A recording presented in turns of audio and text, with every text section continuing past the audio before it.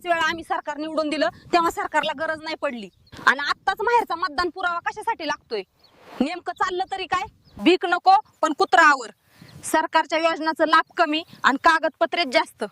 कागद जमा करण्यातच आमची जिंदगी वाया चालली.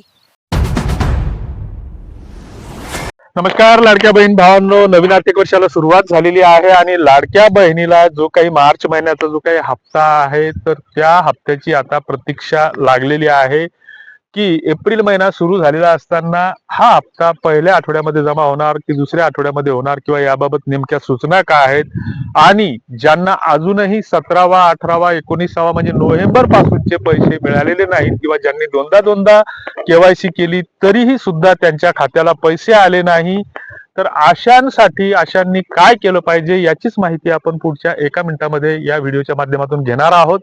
ज्या 21व्या हप्त्याची मार्च महिन्याच्या हप्त्याची प्रतीक्षा लाडक्या बहिणींना आहे, तर याबाबत या आठवड्यात त्या संबंधानं तरतूद होईल असं माध्यमांकडून सांगितलं जातं.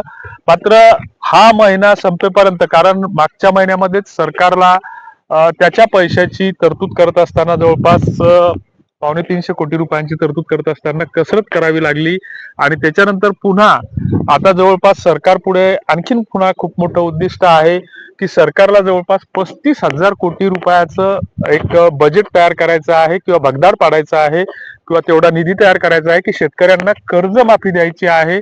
आणि मग त्याच्यामध्ये सरकार ह्या विचारामध्ये आहे की हे 35,000 कोटी रुपये नेमके आता कोण्या माध्यमातून जमा करायचे.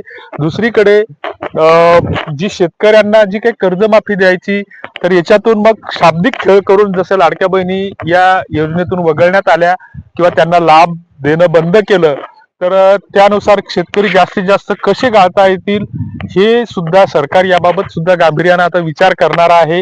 हा गेल्या अनेक वर्षाचा तुमचा आमचा सगळ्यांचा अनुभव आहे, याच्यात काही वेगळं सांगतोय अशातलं काहीच हे नाहीये. आता लाडक्या बहिणीच्या बाबतीत जे काही 17वा 18वा किंवा नोव्हेंबर पासून बऱ्याच बहिणींना पैसे मिळालेले नाहीत, तर याच्या मागे न मिळण्याची जी काही 4-5 प्रमुख कारणं आहेत, तर त्याच्यामध्ये जे काही पहिलं कारण, जे काही सरकारकडून जे काही स्पष्टीकरण दिलं जातं त्याच्यामध्ये पहिलं कारण की ही जी योजना आहे तर लाडक्या बहिणीसाठी 60 वर्ष वयापर्यंत आहे. आणि मग 60 वर्ष तर बऱ्याच बहिणीचं असं झालेलं आहे की त्या 60चा आता त्यांना 61वा वर्ष सुरू झालं म्हणून त्यांचं नाव त्याच्यामधून वगळलं जाऊ शकतं. दुसरीकडे लाडक्या बहिणींनी प्रॉपर केवायसी केलेली नाही. मग ही केवायसी ची नेमकी प्रक्रिया कशासाठी सुरू झाली, तर सरकारनं ज्यावेळेस ही योजना सुरू केली तर सरकारकडे या लाडक्या बहिणींनी कुठलाही हात पसरला नव्हता की तू दादा ये आणि आम्हाला 1,500 रुपये महिना सुरू कर, कारण सरकारलाच त्याचं पाझर सुटले होते की त्यांचं प्रेम उतू चाललं होतं दुधासारखं चुलीवर ठेवलेल्या, की आता लाडक्या बहिणींना आर्थिक स्वावलंबी करण्यासाठी त्यांना 1,500 रुपये आपण मदत केली पाहिजे असा त्या दाढीवाल्या बाबाला चेव सुटला. आणि मग तत्कालीन अर्थमंत्र्यांनी लगेच घोषणा केली आणि लाडक्या बहिणीला आता 1,500 रुपये देऊ. त्या माध्यमातून या लाडक्या बहिणीचं कुठेतरी एक भावनिक त्यांच्यामध्ये नातं निर्माण करून सरकारनं मतं घेतली, सत्ता स्थापन केली आणि नंतर त्याच्या मनामध्ये मग बेमानीची प्रक्रिया सुरू झाली.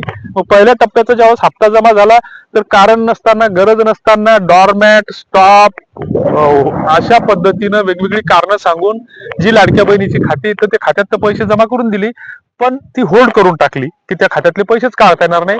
मग ह्या बहिणी वावरातली निंदनाची पाच सोडून बँकेत रांगा लावून उभ्या राहिल्या, 3-3, 4-4 दिवस घातले, केवायसी केल्या, याला 200 दे त्याला 50 दे असं करून ती प्रक्रिया केली, कसे बसे पैसे काढले. त्याच्यानंतर पुन्हा ही केवायसीची प्रक्रिया सुरू झाली. म्हणजे वर्षभर ती प्रक्रिया हे झालं की ते झालं की ते असं सुरूच होतं. आणि मग हे झाल्याच्या नंतर पुन्हा मग साक्षात्कार झाला आमच्या त्या संबंधित मंत्र्यांना की 15,000 बोगस लाभार्थी म्हणजे पुरुष लाभार्थी सापडले. म्हणजे ज्यावेळेस आधार कार्ड, पॅन कार्ड काढले गेले तर त्यावेळेस त्याच्यामध्ये अशी प्रामुख्याने नोंद होती की तिचं जेंडर म्हणजे लिंग सिलेक्ट केलं गेलं. की जसं आता आपल्या मोबाईलमध्ये आपण 40-50 ऍप्लिकेशन वापरतो वेगवेगळे, आणि आपण जर तिथं एखाद्या ऍप्लिकेशन मध्ये जर आपला आधार क्रमांक टाकला आणि तिथं जर आपण स्त्री आहे, पुरुष असताना स्त्री आहे असं जर सिलेक्ट केलं तर ते ऍप्लिकेशन पुढे सरकतच नाही. एखाद्याच्या नावाचं नाव समजा राव असेल, एखाद्याचं नाव, आणि रावचं स्पेलिंग जर कोणी व्ही लिहित असेल, एखादा ओ लिहित असेल शेवटी वच्या जागी, तर एखाद्या त्याचं जर आधार कार्डावर व्ही स्पेलिंग असेल रावचं RAV, आणि तो जर तिथं RAO टाकत असेल तर ते ओ मुळे मिसमॅच म्हणून ते घेत नाही. मात्र सरकारला हे व्हॅलिडेशन वगैरे काहीच करायचं नव्हतं, कारण सरकारचे जे काही सॉफ्टवेअर इंजिनियर असतील किंवा डेव्हलपर असतील तर ते नेमके त्यांनी ते जे काही सॉफ्टवेअर डेव्हलप केलं तर ते भांग पिऊन केलं का कशातून केलं ते त्या सरकारलाच माहीत. मात्र या लाडक्या बहिणींना हा या माध्यमातून त्रास द्यायचा होता हे ठरलेलं होतं.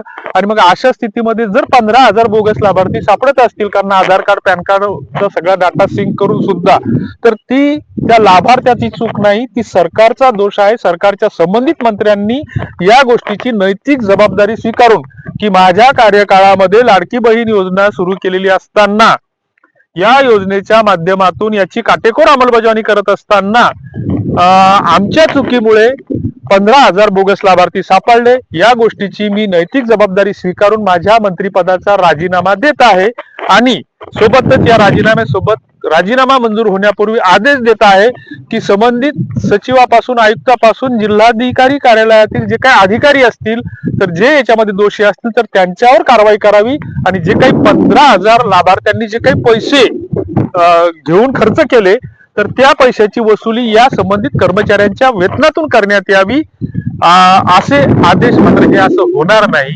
कारण हे सगळं रामराज्य सुरू आहे, त्याच्यामुळं या गोष्टीची अपेक्षा ठेवणं हा फोलपणाचं ठरेल. तर असो. आणि मग त्याच्यानंतर 31 डिसेंबरची मुदत दिली. 31 डिसेंबर पर्यंत मग केवायसीच्या माध्यमातून काय सरकारनं पुन्हा दिवा लावला तर आधार आणि मोबाईल नंबर हे एकमेकांना लिंक आहेत किंवा नाही याची फक्त पडताळणी केली की त्याच्यामध्ये कुठल्या 4 चाकी गाडी आहे का, उत्पन्न किती आहे, या गोष्टी कुठल्याच नाही. तुमच्या घरात फक्त 2 जण आहेत का लाभ घेणारे किंवा तुमच्या घरात कोणी नोकरी करणारा आहे का, हे एवढा प्रश्न विचारला आणि तोही गोंधळात टाकणारा. तिथं फक्त हो नाही करायचं होतं, ते MPSCच्या विद्यार्थ्याला बी जमणार नाही असा तो प्रश्न होता. हे सरकारला फक्त सगळे खेळ करायचे होते. आणि मग त्याच्यानंतर KYC प्रक्रिया बहिणीची चुकली म्हणून हप्ते बंद झाले असं सांगण्यात आले. 31 डिसेंबरला काही पैसे जमा झाले, 13 जानेवारीला काही हप्ते पैसे जमा झाले, त्याच्यानंतर दुसऱ्या वेगळ्या तिसऱ्या टप्प्यामध्ये असे पैसे जमा होत गेले. मात्र बऱ्याच बहिणी अशा आहेत की ना त्यांच्याकडे 4 चाकी आहे, ना त्यांच्या कुटुंबामध्ये 2 पेक्षा कोणी अधिक लाभ घेतात, ना त्यांच्याकडे उत्पन्न 3 लाखापेक्षा जास्त आहे. काहीच कारण नाही, ते झोपड्यात राहतात, मजुरी करतात, रोजगार हमीच्या कामावर जातात आणि दोघच नवरा बायकोन 2-3 चिले पिले.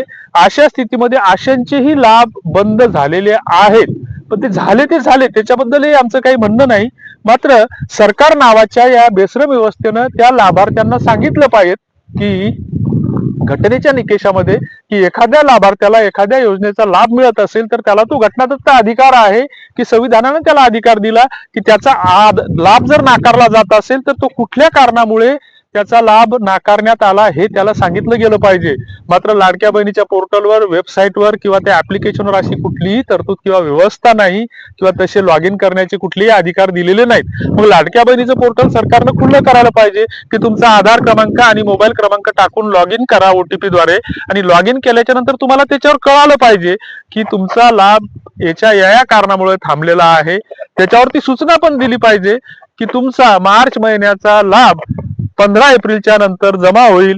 जसं आता आपण एखादं Amazon किंवा फ्लिपकार्टवरून एखादं वस्तू मागवतो आणि मागवल्याच्या नंतर आपण एक तर त्याच्यानंतर ती वस्तू मिळाल्याच्या नंतर पैसे देणार असतो किंवा आधीच त्याची पेड करतो. तर अशा स्थितीमध्ये आपली ऑर्डर कन्फर्म झाल्याच्या नंतर आपल्याला ती ट्रॅक होते की तुमचा वस्तू आता हरियाणामधून निघली, ती दिल्लीच्या एअरपोर्टवर आली, आता तिथून निघाली, ती नागपूरच्या विमानतळावर पोहोचली, नागपूरच्या विमानतळावर तुम्हाला उद्या संध्याकाळपर्यंत ती भेटेल.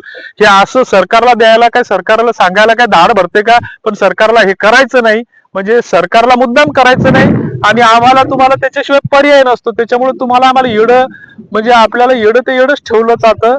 आणि याच्यामध्ये मग आपणच कुठेतरी जबाबदार आहोत, कारण दरवेळी आपण कुठेतरी चुकीची माणसं निवडून देतो आणि निवडून दिल्याच्या नंतरही त्यांना जाब विचारण्याची आपल्याकडे हिंमत नसते. हे या गोष्ट आपण प्रामाणिकपणे कबूल केली पाहिजे.